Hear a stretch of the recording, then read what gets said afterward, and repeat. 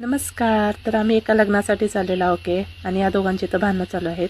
आणि आमच्या दुकानात एक काका येतात, त्यांच्या मुलग्याचं लग्न आहे. लग्न ॲक्च्युली मुलगीच्या घरी आहे, पण फंक्शन काकांच्या घरी आहे. दुकानाच्या वरच्या साईडलाच आहे, पण आम्हाला चढायची नव्हती, कारण 2 मुलांना घेऊन चढणं होत नाही, म्हणून आम्ही बाईक घेतली आणि आम्ही मांडवामध्ये पोचलेलो आहोत. तर काकांचं घर आतमध्ये आहे तर जिथे बाईक फक्त जाऊ शकते, पण तरीसुद्धा त्यांनी फंक्शन असं रोडच्या साईडला मांडव करून केलं होतं. स्टार्टरमध्ये ज्यूस होतं आणि असं काही जेवणाचं डेकोरेशन केलं होतं मांडवामध्ये.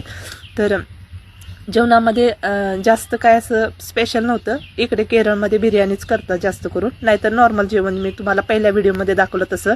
तर ही आहे बिर्याणी, ज्याच्यामध्ये 4 पीस चिकन आहे, लोणचं आणि सॅलड असतं आणि आईस्क्रीम. तर माझी छोटी खाते आईस्क्रीम येते, कारण तिनं पहिल्यांदा ते आईस्क्रीम बघितलं ना, तिला ते आईस्क्रीमच पाहिजे झालं. तर आम्ही काकांच्या घरी चाललेलो आहोत. तर काकांच्या घरी जाताना असा काही रस्ता आहे, म्हणजे जिथे बाईक जाऊ शकते, पण आम्ही चालत गेलो. तर मी मांडवामध्ये ऑलरेडी पोचलेले आहे. तर असं काही त्यांनी डेकोरेशन केलं होतं मांडवाचं, म्हणजे नवरा नवरीला स्टेजवरती बसवलं होतं आणि त्यांचे काहीतरी रीती ते असतात, मला पण माहिती नाही. मी सुद्धा हिंदू लोकांच्या पहिल्यांदा एका ह्या लग्नासाठी गेलेले आहे, मला सुद्धा काही माहिती नाही. त्याच्यामध्ये आमची ओळखीची भरपूर लोक आहेत जे आमच्या दुकानामध्ये येतात. तर मला इतकं त्याच्याविषयी काही माहिती नाही, तरीसुद्धा त्यांच्या काहीतरी रीती ते चालू होत्या.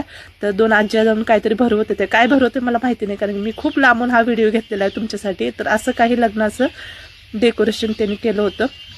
तर मी आता घरी चालले आहे, ते सुद्धा चालत होते. तर असे काही रस्ते आहेत ज्याचं घर आतमध्ये आहे, पण रस्त्याच्या साईडनं पूर्ण कूप आहे, तो पण जास्वंदीच्या झाडांचा. त्याच्यामुळं ना असं जंगल वाटतं आणि लोकांची घरं आतमध्ये आहेत. तर असे काही रस्ते आहेत आतमधले. तर आम्ही माईली की चाललो बघा रस्त्याने. तर चला मग भेटू पुढच्या व्हिडिओमध्ये. Bye bye.